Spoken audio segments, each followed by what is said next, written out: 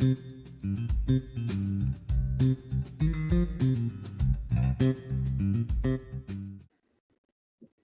we're live. This is Michael Finicaro on the AI across the product lifecycle. I don't know why I stumble over that every time. And I'm here with Erdem Öztürk of Productive Machines and Pascal Weber of Manukai, two pretty awesome startups, as you're going to learn about in a minute. We're very happy to join you today. I'm a little stressed because I just got off a train that was late, and Pascal had some video problems. So we're going to take a nice breath and we'll get started. So let's start with Erdem, because he was the one on time. He gets to do his introduction first. So tell us about you and tell us about Productive Machines.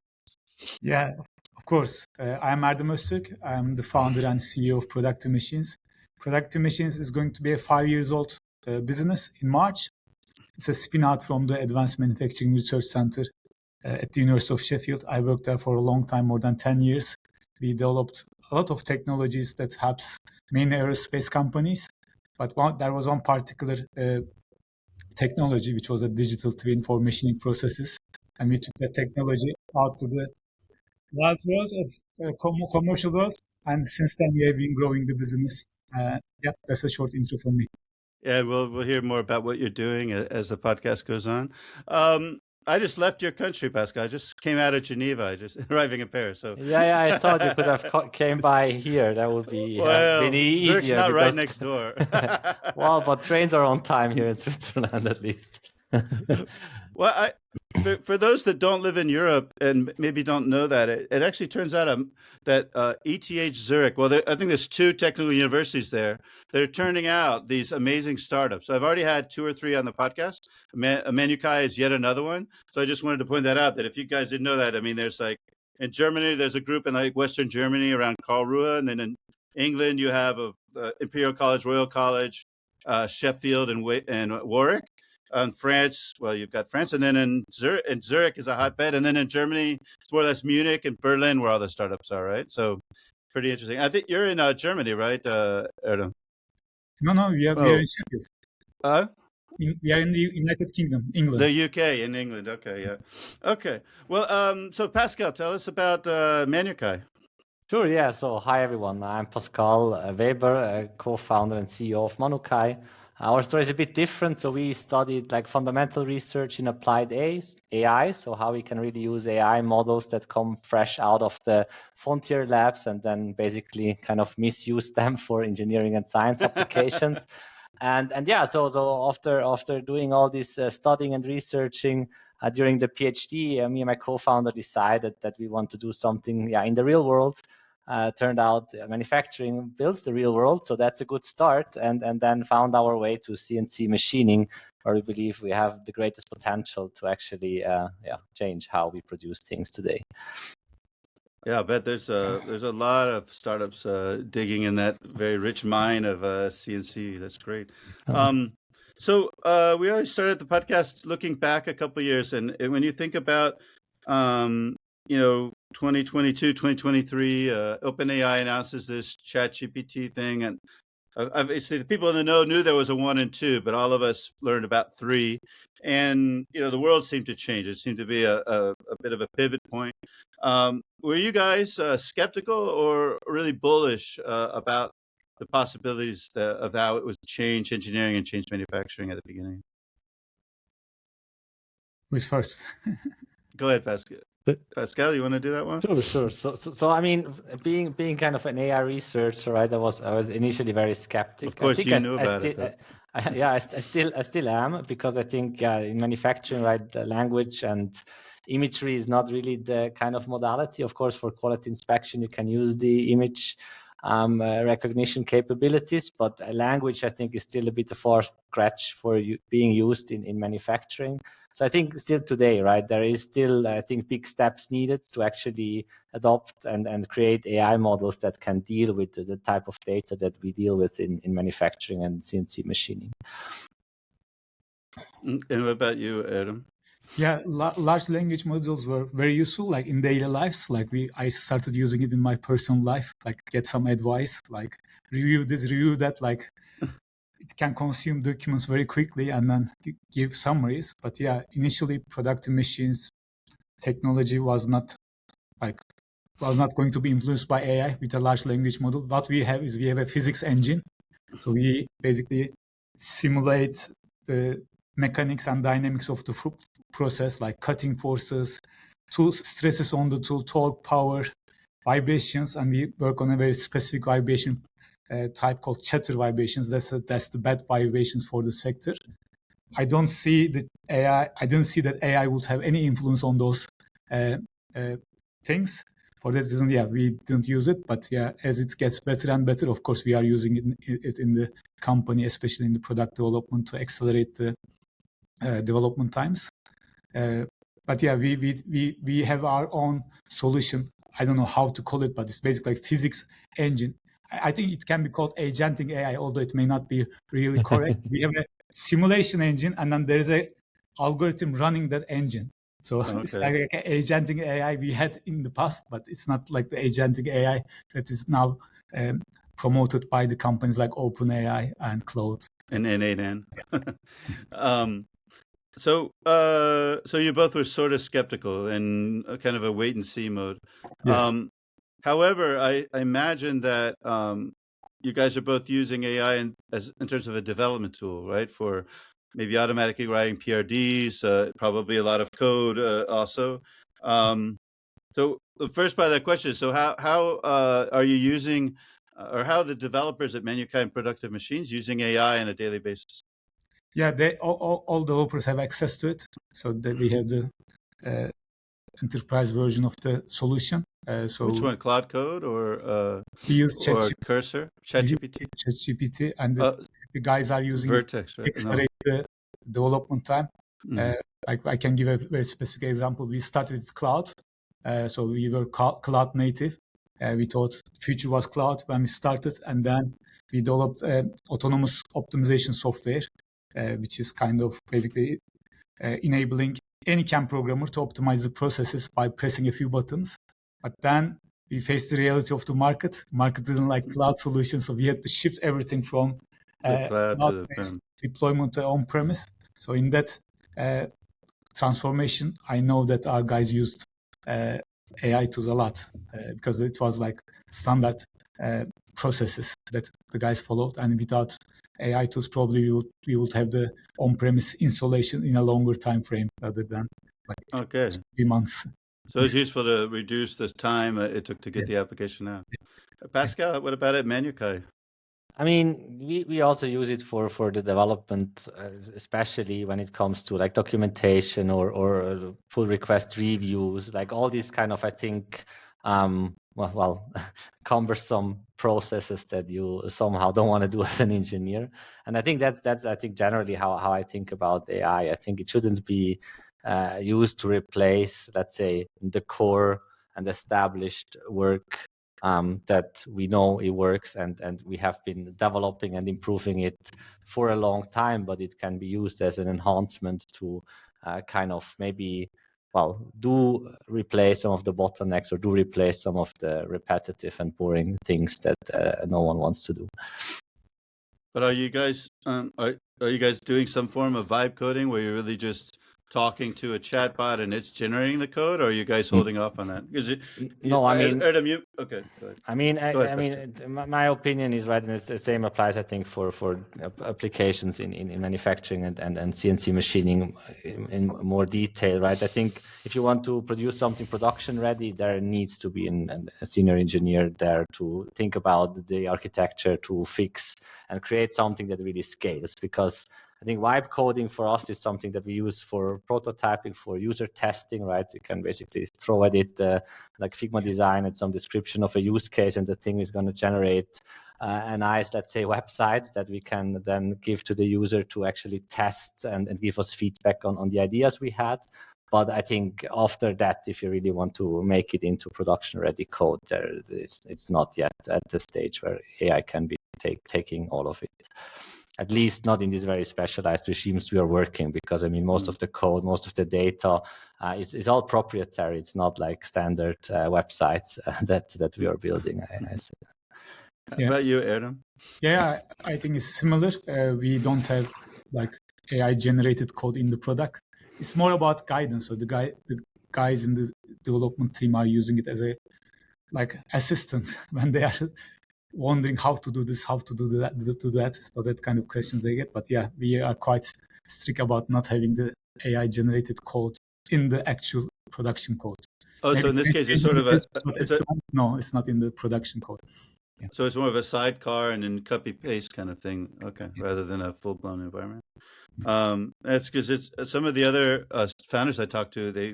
It was almost like having another couple developers on the team, and I had made the joke that maybe the Scrum will be between a couple of agents instead. And I'm wondering too, like, in the fact that, well, it looks like it's not the case for you two, but I'm wondering over time if waterfall and agile, these processes are not going to morph into something else, because we have AI doing a lot of the heavy lifting that you would use a Scrum to get the crap out of the way, right? To fill out the backlog. I mean, maybe that's where AI agents will be useful, to just kind of work the backlog while you're working the new stuff. I don't know, just a thought. What do you guys think? I have a specific example on that. So there's in the UK, there's a competition called AI Pioneers Award. We passed the first stage, expression of interest stage. Now we are in the second stage. It's a competition available to all the UK-based companies. And basically, one developer is working on it now, and he's using AI tools, agentic AI tools, but it's mainly to demonstrate what is possible. It's not going to be a product. Basically, we'll send a demo, and there will be an interview in March.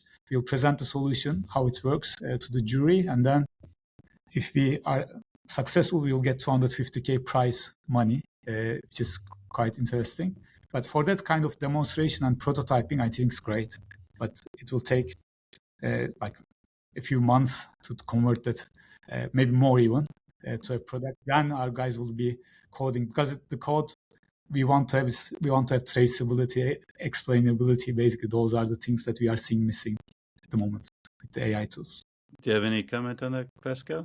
Yeah, I mean, to me too, right? I think in the end, it's garbage in, garbage out. That also holds true for these AI models, right? I mean, the degree of specification that you would have to do in order to actually maybe get a meaningful output is more or less the same if you than just writing the code. So I think, yes, it can be useful for summarizing things, or for really doing repetitive things, like things where you have all the information there, but you kind of want to restructure it or present it in a different way.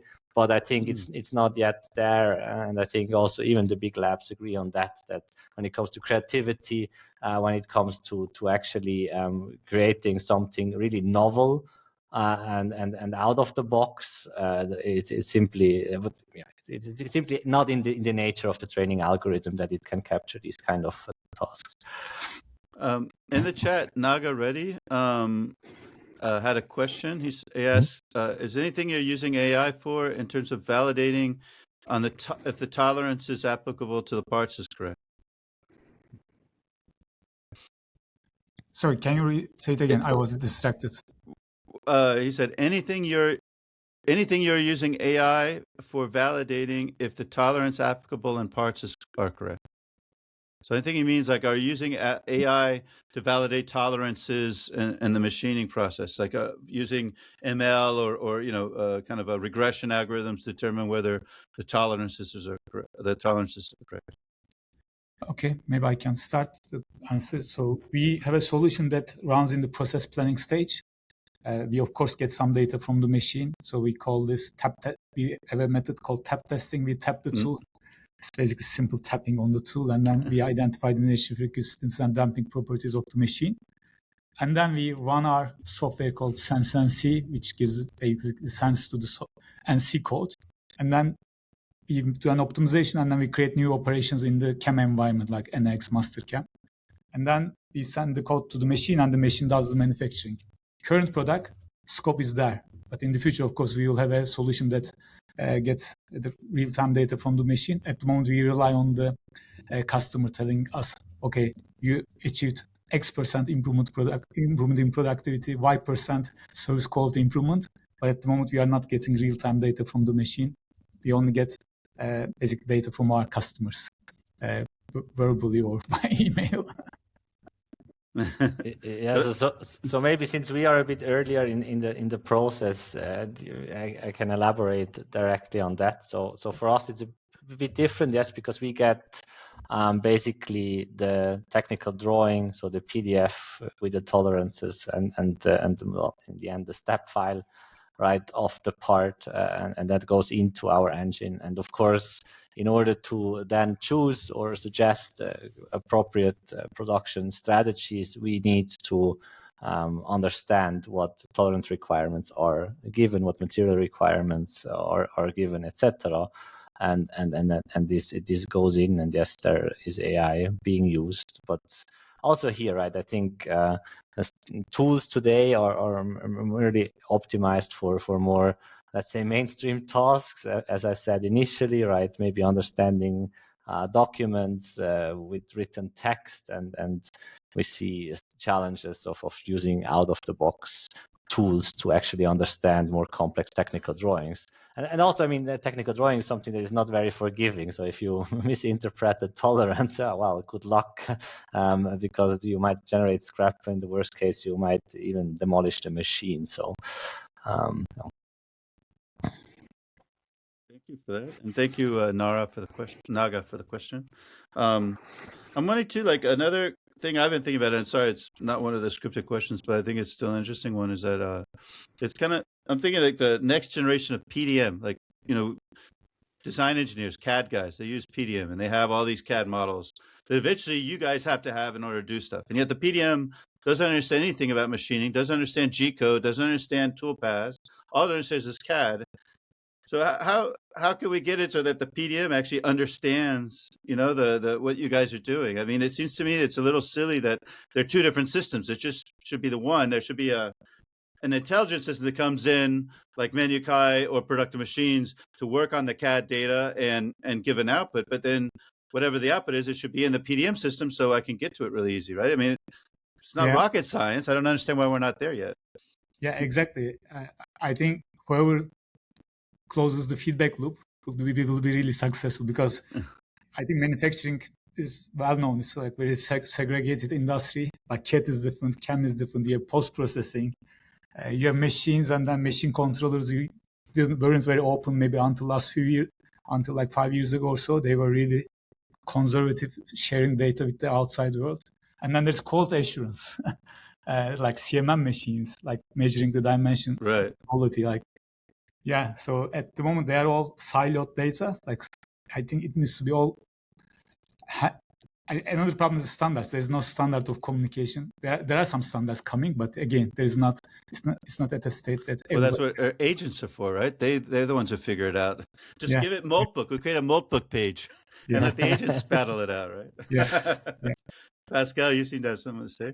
Yeah. I mean, in the end, right? I think it's a common problem. It's not just in manufacturing, right? You have the designer, and then you have the engineer building the thing, or the production realizing the thing, right? You have it in architecture. The architect draws the house, and then someone has to build it, right? It's the same in manufacturing. You have basically the designer, and then you have the machine programmer setting up the thing for running. And I think it's just in the nature of the thing. It's kind of two different tasks somehow, to think about how something should look in order to be functional for the design task.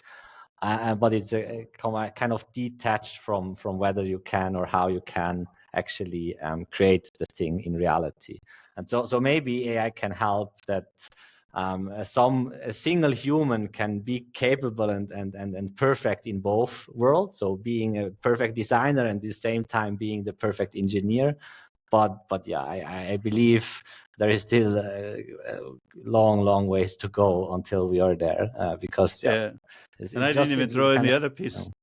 I didn't even throw the other piece I think is required is simulation. I mean, when you're doing FE and CFD, why are they different systems? In terms of the file management, why are they different? There's another question from Deniz Bilgili. I hope I spelled that correctly. He says to you guys, which is a nice compliment, he says, so fresh and you're both very intentional with your approach and language models for using for the sake, and not just using it for the sake of using it, right? You're not just using AI because it's fun. So his question is, if there are currently 4 to 5 CAM automation optimization, one-click done types of solutions emerging. What do you think will be among the crucial differentiators? I think he's talking about Cloud NC, Limitless, Digital CNC. Yeah. What do you see as the crucial differentiators in a market getting rather crowded? In your experience, is the direction of product offerings aligned with what the customers need? Or is it just, again, AI for AI's sake? Yeah, I can give a very specific example on that because it's part of our story. So we had a product that was developed in the university environment in my team. And that product was implemented in big companies like Renault, like in France, and then Mazda Aerospace in Spain. And then we continuously developed it further, and then we implemented this technology in the partners of AMRC in many aerospace companies. And then we thought, okay, now we have the product, let's go out. So we got investment from Boeing, and Boeing said, okay, go and sell this solution to my suppliers. And then my suppliers will be more cost competitive, and then I will gain, my supplier will gain because they will be competitive, and then you will gain because you'll have a customer. And then when we talked to the suppliers, the recurring message that we were hearing was we talked to many suppliers of Boeing. They said, this is great technology, but we don't have the engineers that can run this. We said, what do you mean? Like, we don't want to train engineers on it, and then we don't want those engineers to disappear to another company. And then if they don't go to another company, they get promoted and they become a manager, and then they need to train another person. And basically they said, give us something like that any CAM programmer can use. Like ease of use was the main thing, because there is also a skills gap problem in the UK. I think it's general for the all modern nations or manufacturing nations. And basic ease of use is, I think, a critical factor in terms of differentiation. And of course, trust. Like we learned that trust is very important. So whoever has the the most trust of the manufacturers, then I think they will be more likely to win. Very cool. I like that answer. Pascal, do you want to field that one? Yeah. I mean, in the end, I agree with a lot of it. I think interpretability, safety is super important. Is going to be, I mean, it's a must-have. And then I think privacy is another thing, right? I think steel manufacturing is an industry, and it also makes sense, right? Because I mean, everyone can steal a design, but if you don't know how to produce the parts at scale, then it's useless. So what you really want to protect is maybe your really production processes. So I think having a solution that doesn't strictly preserve privacy will be a no-go for large scale adoption. And I think the third one, it also goes into the direction of ease of use. I think it needs to be very tightly integrated into the existing system. So I think engineers don't want to shift their workflow they have been using for 20 plus years.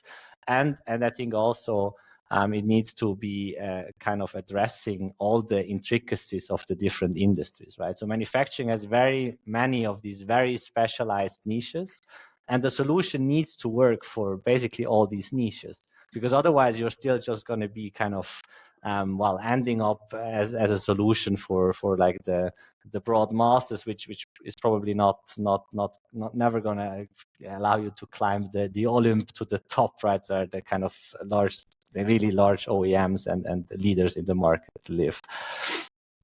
That's a great response too. It just makes me think that maybe. Well, I know there's a guy named Andy Fine. He has a thing called the Fine Physics Consortium, where he's helping simulation companies that he chooses very carefully as becoming sort of a block. So you've got a group of partners you can work with.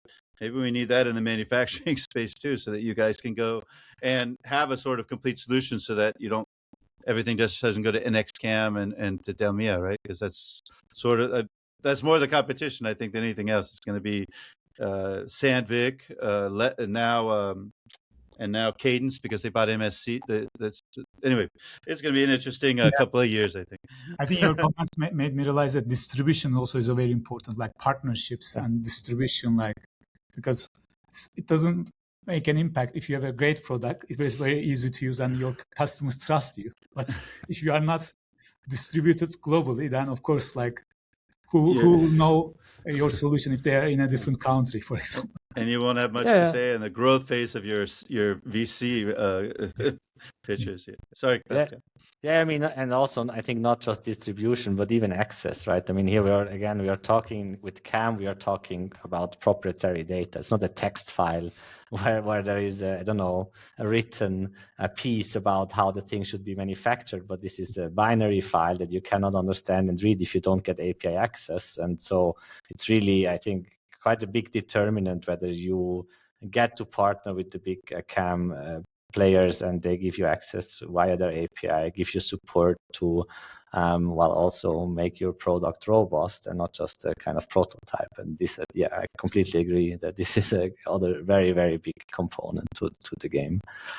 Okay, so let's switch to the next question, which is in your product, there's obviously a little bit of AI somewhere, but is it something that the user of product machines or Manukai sees because he's got a co-pilot, an AI thing he chats to, or does it underpin more? Is it more the plumbing of this is how I'm moving data around and making inference and figuring out what the next step's going to be? I mean, I would disagree with a little bit of AI. I would maybe, I think, put it a bit in perspective, right? I mean, the word AI is by now very much misused. Most people think about large language model when talking about AI. I think AI is much more than that, right? And that's what I also said initially. If we want to tackle manufacturing challenges, we need models, specific models, specialized models for dealing with the type of modalities you find in manufacturing, which is 3D models, which is technical drawings, which is in the end machine data that can be super noisy, very high frequency, a lot of data. Maybe Erdem, you can elaborate on that, but that's different challenges, right? This is not something that an LLM will capture, and I think all these components are all I think fairly put under the umbrella of artificial intelligence.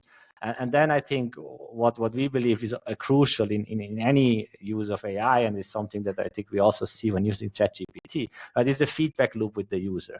Or I mean, you need to somehow validate whether your output and the things you generate are correct, and you need the human to tell you that, because only the human expert can determine whether a machine program makes sense, whether a chosen strategy in a CAM makes sense.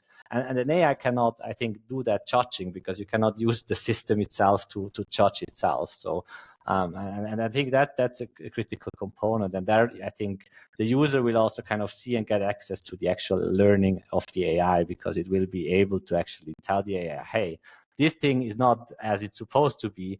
Please go back and train and get back to me once you figured it out and you're able to actually solve the challenge that I just gave to you. Yeah. Interesting. Erdem? Yeah. My answer to that question is like machining is really like a complex process. Like there's a lot of parameters that affect the outcome of the process. Pascal mentioned that like we need expert to make decisions. I agree with that. Where my view differs a bit is humans are great in some things, but not great in other things. For example, I have 22 years of experience with machining research and also development since 2003. If I go next to a machine and then if there's a new part on it, like I won't be able to tell like which parameters will work best for that machine. I can only use my experience, which may have accumulated in 22 years, but that experience may not necessarily translate to a new part, new material, or a new machine. At right? that point, physics comes into play, because physics can guide an expert engineer or an inexperienced engineer in the same way. So when there is uncertainty or unknown, basically humans are not great in making the best decisions. And in our experience, usually they do a few iterations and then they say, okay, this is good enough. Let's continue producing this part like this for next 5 years. Of course, they do continuous improvement every year. They improve the process maybe 3%, 4% every year. But after 5 years, they get 15% improvement. And what we have demonstrated is in a week, they get 20, 25% improvement rather than 5 years. So a human cannot say, okay, these are the best parameters. Maybe they will be satisfied with the local optimum, but global optimum is quite difficult.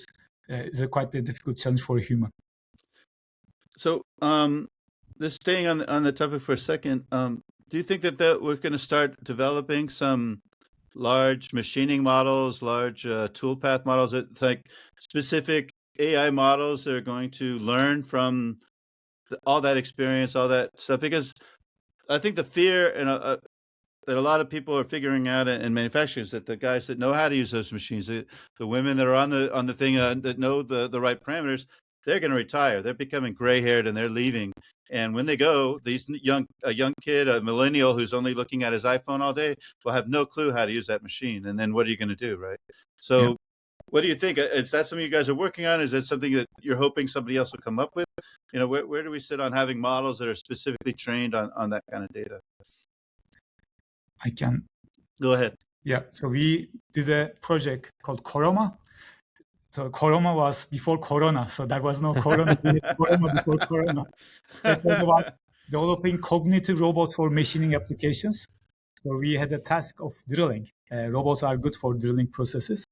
And our task was basically to increase the cognitive capabilities of the robots for drilling applications.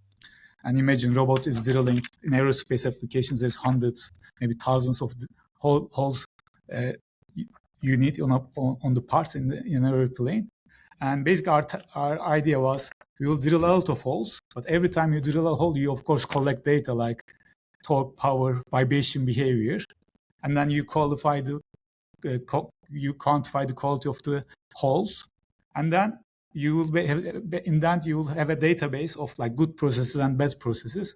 And then the simple approach was, if robot does the same hole in 2 months, robot will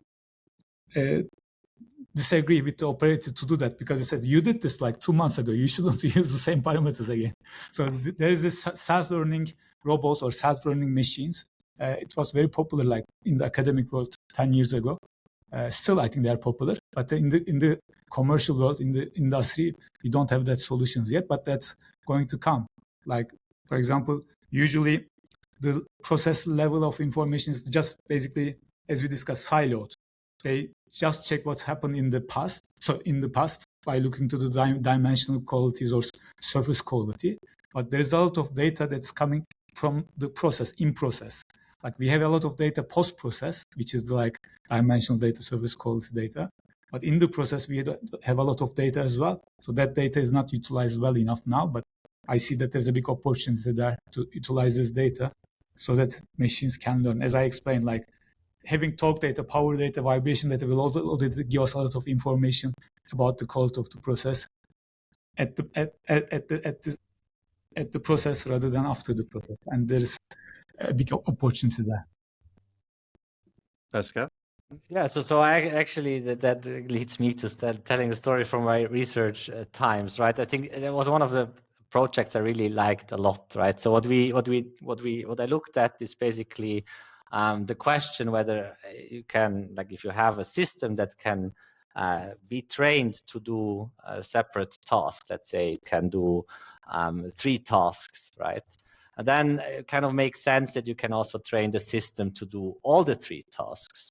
And then the question was, okay, which one now performs better, right? Is the situation that because you know now 3 tasks, you kind of get some information from all of the 3 tasks, and then you kind of also become better in the other tasks?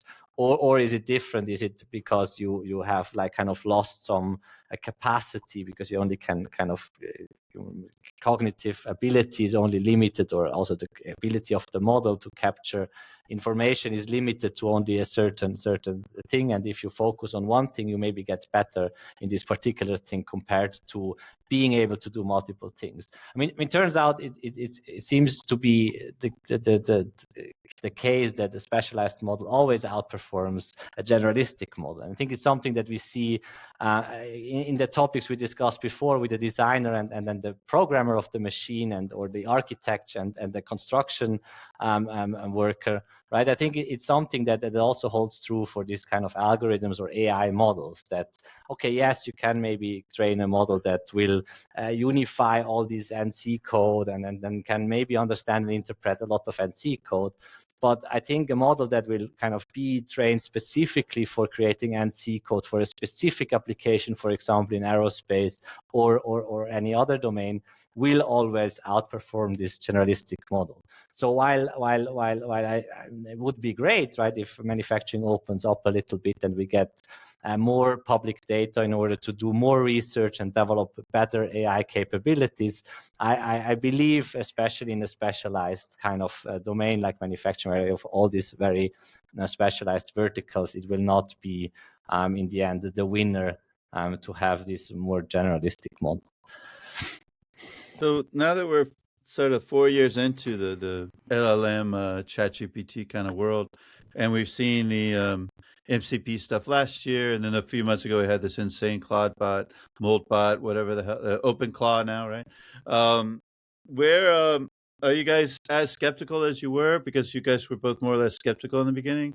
Are you as skeptical? You think that we're waiting, there's going to be a forest fire, as one of my podcast people said, or the bubble burst and a lot of these startups are going to disappear? Do you think that AI is here to stay? Where do you see it? Where do you see it heading? What do you think is the next phase? So the article I always reference when it comes to this topic is I think the analysis comparing kind of the big like .NET bubble we had, where I think the Cisco stock was kind of the leading indicator.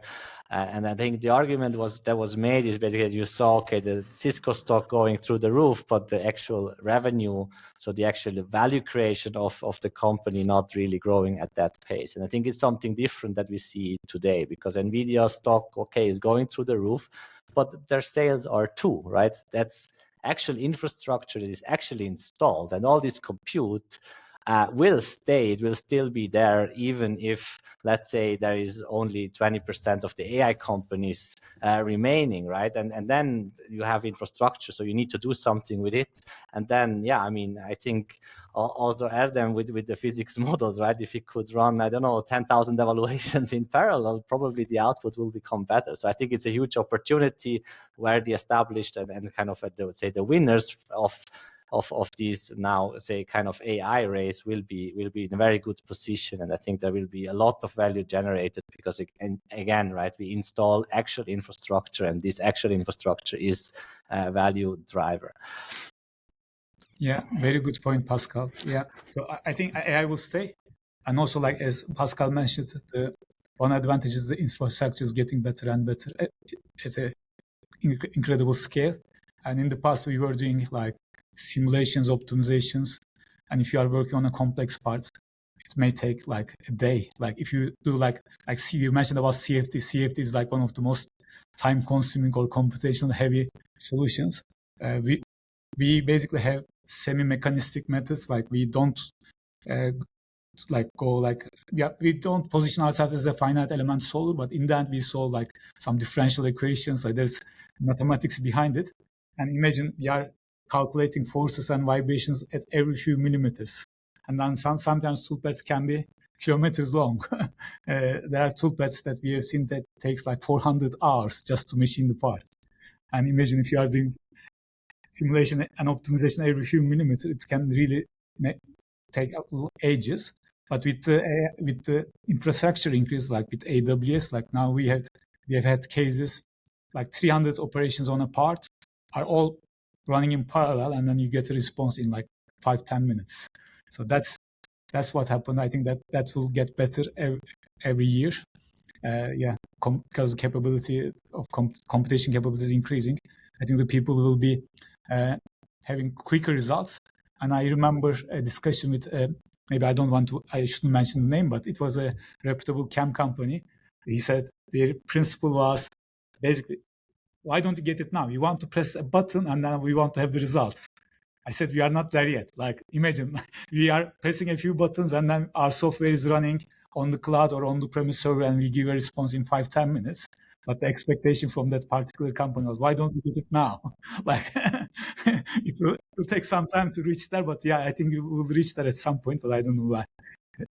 Well, I could see quantum computing when it comes of age. It would be a massive use, right? Because if you're solving all these simultaneous equations across, that sounds like a quantum kind of problem, really. In fact, I think I'm going to get someone from the quantum lab in Florida to talk to the ThreadEd conference in Miami, so that's kind of cool. So let's switch gears and talk a bit about the real world. So when you guys go into your customers, and I know machining is one of those areas that particularly is lagging, but I think of digital maturity on a scale of 1 to 5.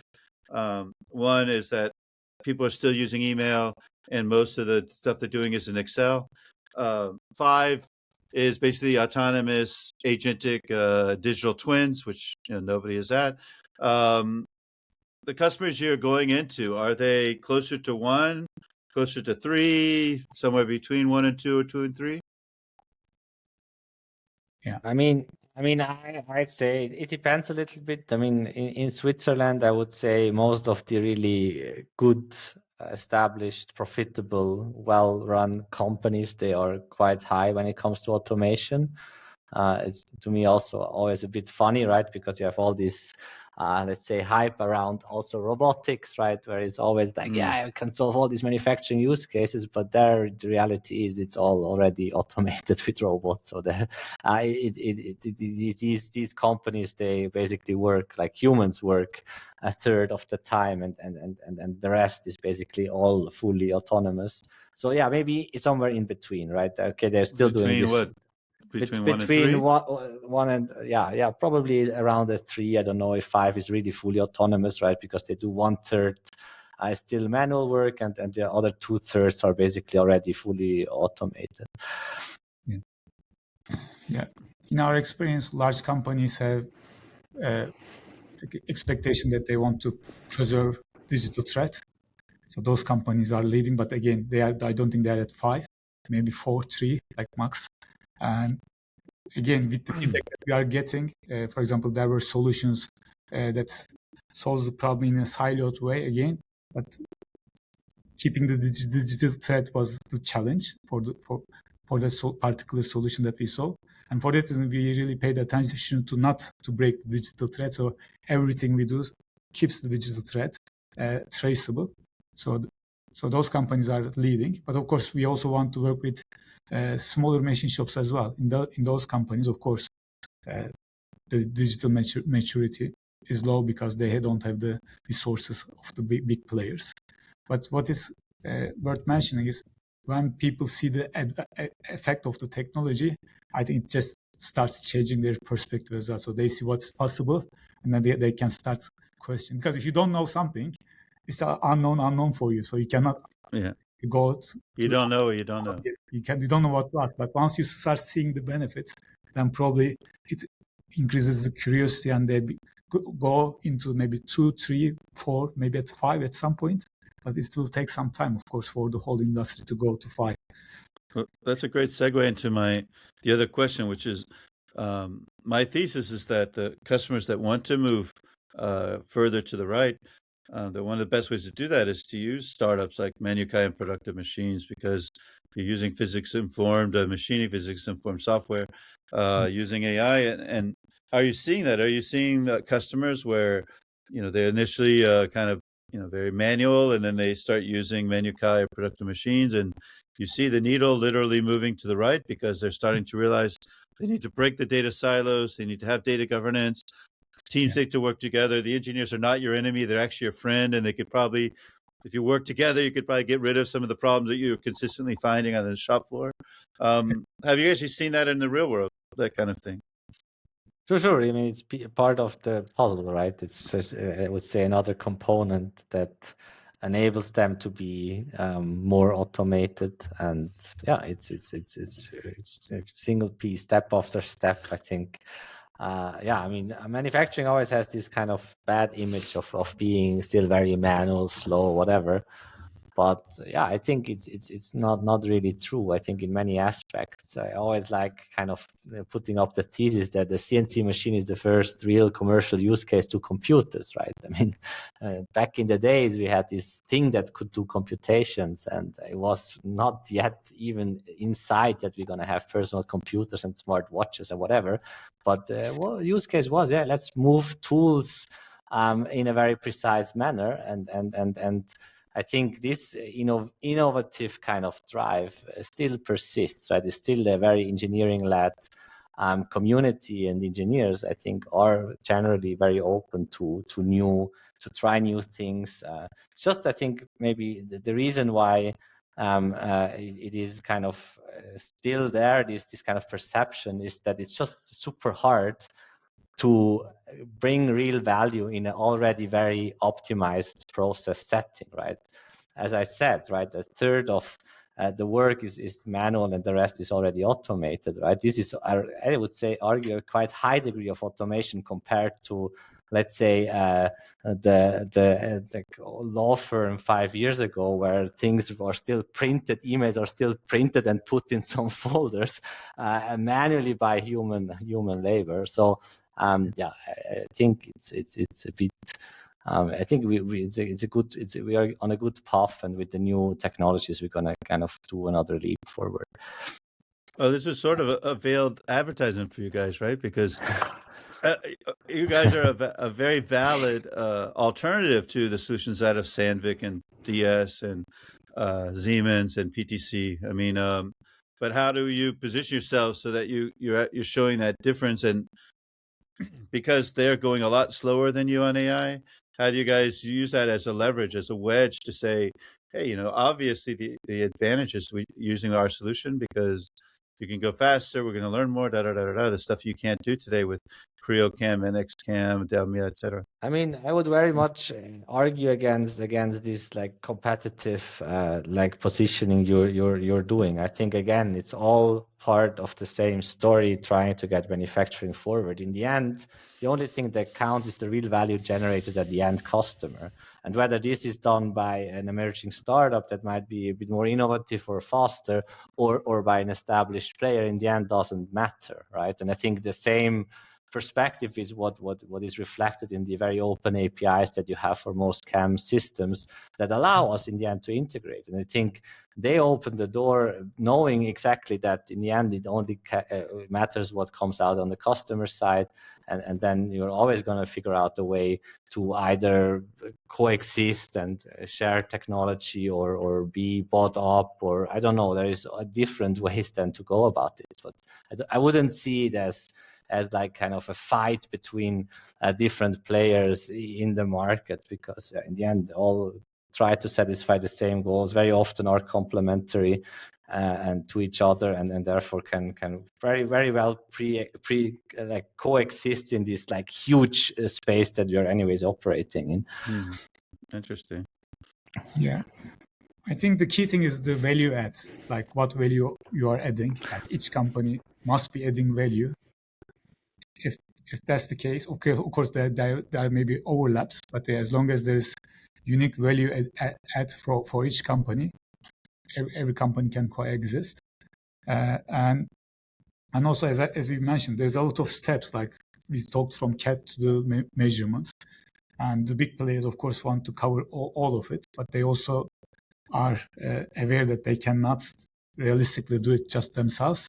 Like I remember having a conversation with one of these multi-billion companies, like senior manager, and I was saying, like, we are only small, we are 15 people, we cannot do all of it, like we need to go step by step. And then he said, okay, we are thousands of people, but we are in the same boat. Like they also have limited resources. Nobody has all the resources they want. Everyone has their limitations. And even if you have all the resources, you may not have the experts. Like one nice comment was like, guys, we have 7 PhDs in your company on the machining dynamics area. Like, I don't know if there are a lot of companies who have like 50% ratio of their PhDs in the company. So yeah, we basically are a deep tech company solving a hard problem called chatter vibrations, which is a 100-year-old problem. And I don't think there is a lot of companies that can solve it. And that's our unique value add. I'm sure Manukai also have their own unique value add. So I think every company who has that will be successful in the market, because there's a lot of things to do in this sector.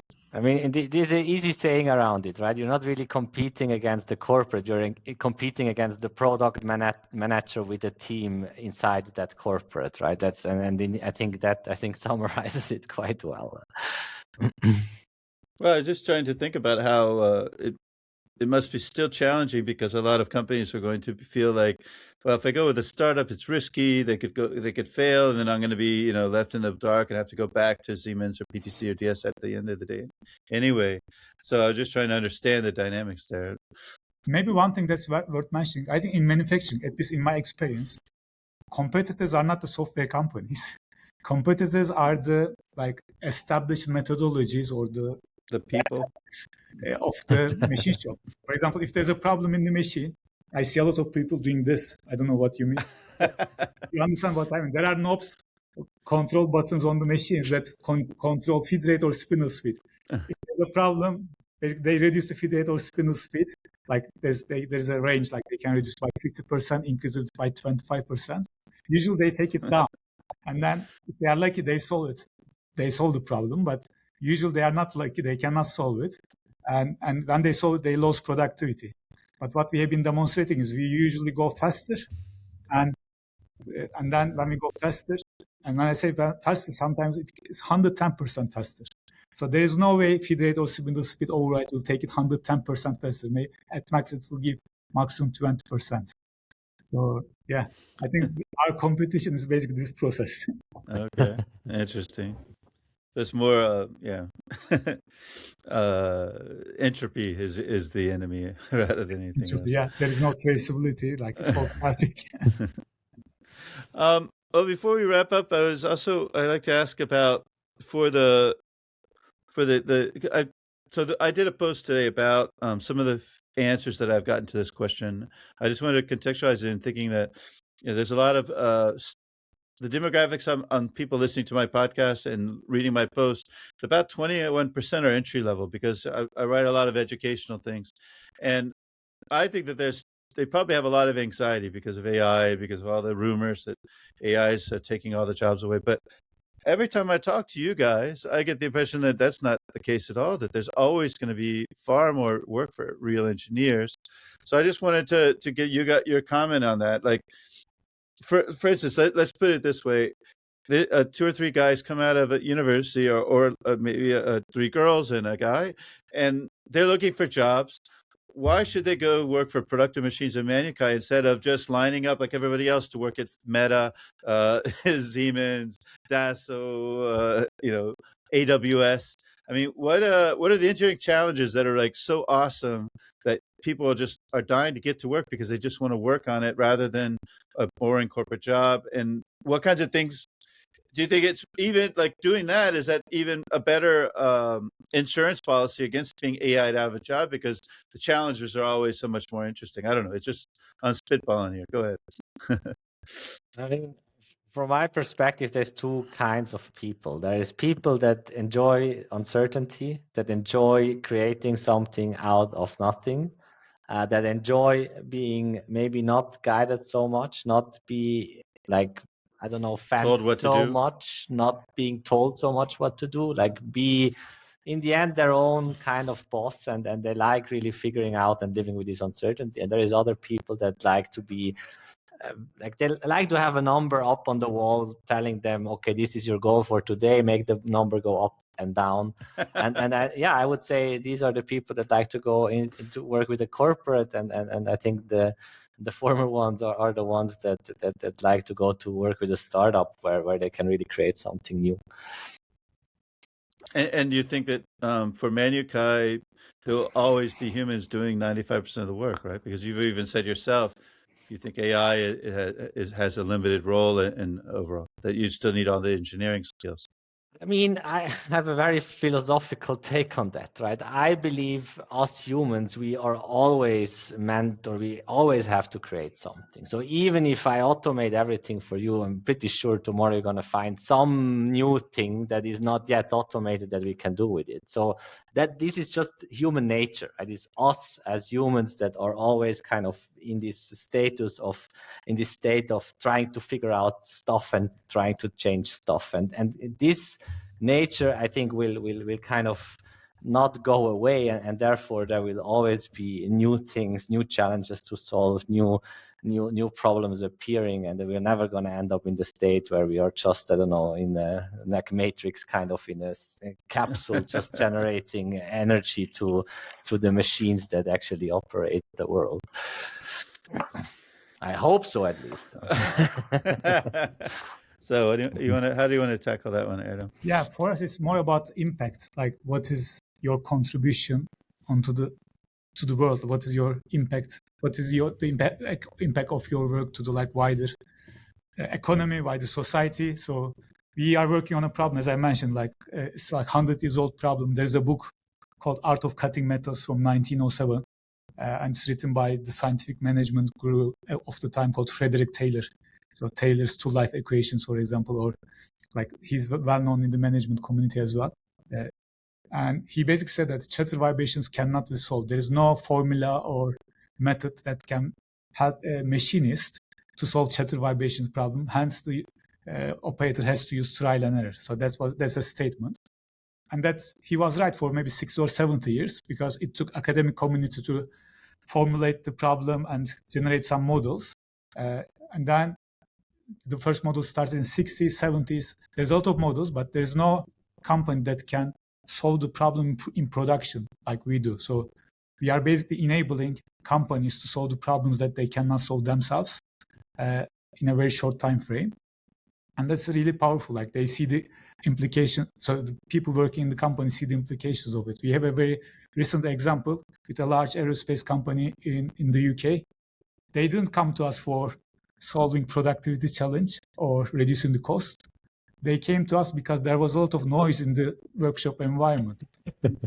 Big work. And it's really disturbing. Like, people don't like to work in a noisy environment where the machine is screaming, and they have to wear ear protectors, because if it's more than 80 decibel, it's not safe. So they have to wear like ear protectors.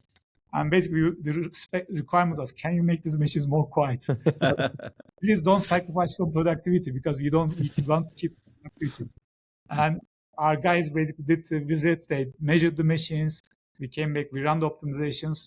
I think depending on the machine availability, I think we might have gone next week or the following week. And then our guys stood next to the machine. We have like also software that measures the noise coming from the machines, and it can tell us whether the process is chattering or not. And then we run the default original process. It's chattering, it's very noisy. And then we run the optimized process. It's stable, very quiet, and 20 to 25% faster. So when an engineer sees that, of course, like, it gives a lot of satisfaction, because it's something like you can see your work's results very quickly. So this, I think, motivates. Also, the career growth opportunities. So we had recruited, like, when we had the seed round 2 years ago, now nearly 3 years ago, we recruited like 10 people straight away. And then those people work on many different fields. Like, if they had come to a corporate, they wouldn't have the skill set that they achieved in 2-3 years' time with productive machines. So they are becoming stronger individuals in terms of the capability, skills. Well, thanks. That was a great answer. I love that. We're about to wrap up. I just wanted to ask you guys, other than perhaps Threaded and Warwick on the 25th of March, where can we meet you guys and have a beer in this end of the winter, beginning of the spring? Are you guys be at any other trade shows? Okay, I will be in CRP winter meeting next week. Nice. Where's that? Friday, Paris. In Paris? I'll be in ProveIt. Unless it's Thursday, then we can have a beer. Yeah, Thursday. We can meet. We live in a very central location close to Notre Dame Cathedral. Okay, nice. And then afterwards, we have the big trade show in the UK called MAC exhibition. So it's the biggest machine tool fair in the UK. Of course, it's much smaller than MO Hannover, but it's good. Right. It's size. And we will have a machine in our stand. So we are called a machine tool company. There will be a small machine in our stand doing some real-time demonstrations. So I'm sure. You should bring the machine to Threaded. That could be fun. Timing will be difficult. The machine is Yeah. coming to us on 21st of March, so we'll do some preparations, and then mock is in 20th of April. So Okay. the timing wise, we won't have time for the traffic. That's okay. Well, I hope I'll see you there. How about you, But Pascal? we'll be in Warwick, definitely. So we'll bring the videos of the demonstrations that we have already done to Warwick. That'll be wicked. How about you, Pascal? So we are currently mostly focusing here in the DACH region, smaller fairs, more local events, but definitely gonna meet us at the Hannover Fair this year. And yeah, looking forward. Well, we're thinking of just doing reach out. Our office is always open. Beer is cold. Just drop all right. by. I'll definitely be going to Zurich to do that for sure. And we're probably going to do a threaded Germany later in the year, probably in the fall. So probably in Munich, so not very far away from Zurich. Mm-hmm. Once again, thank you so much to Erdem and to Pascal. I had a great discussion today. I think I certainly appreciate a lot more about machine that I didn't know before, and I appreciate it. Thanks for taking your time and joining me. Thanks to the audience. We were up to about 12:15 also, so just like the last three. So we're on a good curve, and of course it's a long tail kind of thing. There'll be lots and lots of impressions. So please, if you have any other questions, put them in the comments. Erdem and Pascal will come in and answer your questions, and of course, feel free to reach out to them if you want any more information. And of course, if you're a student and you want a job, they're always hiring, right? I mean, that's what startups do. Exactly. Yes. So have a fantastic weekend. Thanks everybody. Enjoy. And we'll see you on the, one thing I'll have my own, I'll have a podcasting booth at ProveIt on next Tuesday from about 1 p.m. Texas time to 4 p.m. Texas time. So basically European late afternoon, evening. And I'm going to have a really cool manufacturing startups coming through there, Fuse and Highbyte and Avalara and stuff. So stay tuned. I'll put a link up. There'll be a live broadcast from there. And in any case, have a great weekend, and we'll talk to you soon. Thank you, Michael. See you around. Bye-bye. Thanks.